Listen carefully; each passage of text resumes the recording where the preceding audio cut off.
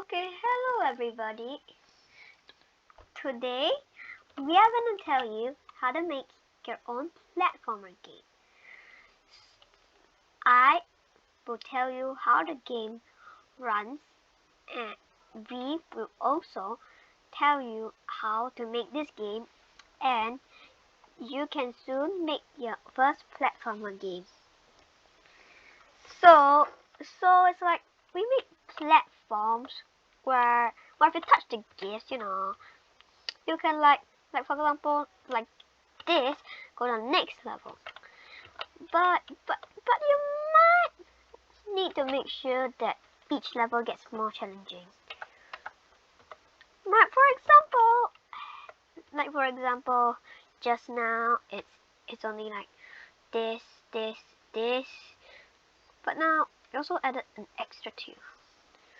So now this is a 5-step. Yeah. For stage 2, right? And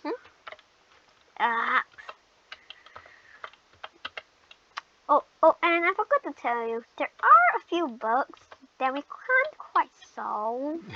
Looks like it, right? Sure. Yeah, for example, look at this character, and then look at this. Look at this. So when I press up, it can go through this thing. I guess we can solve that next time.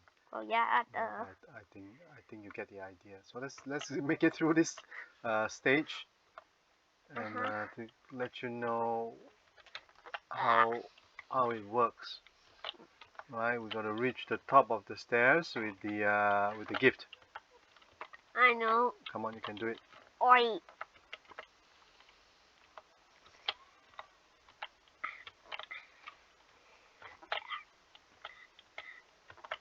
Yay! Well, this is the third stage, right? Well, you get the idea. You can make so many different platforms. Well, yeah. So by the way, you can actually just skip this block, because because of the bug. Because of the bug, yeah, it's not meant to happen. Okay, I think we have a good idea. It's pretty convenient to have the bug though. Yeah. Because Okay, shall we go on to showing everybody how the code works?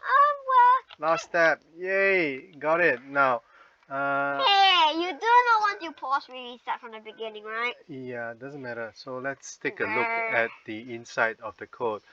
I guess one of the more challenging part is really here, where you need to make sure that the when it's clicked, there is a code here forever, and it just runs on the loop. And you need to make what's his name, Giga, right? Move left or right, and we had a challenge, right? Because you need to make sure that he points in the direction, move in the direction, but also are able to set that rotation style, left or right, right? So if you don't set this rotation style left or right, then he'll just be like seem to be walking backwards, right? This is important, and you can see the bullet here. Actually, we are on to something else, but maybe we'll leave it for the next video, right? Anything else we want to tell everybody how it's done? Okay.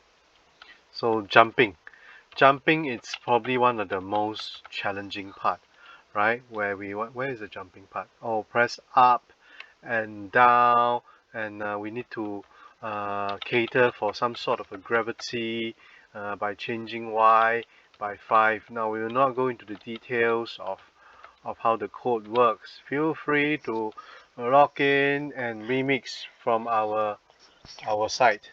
Yes, Ray, you say something. You want to say something?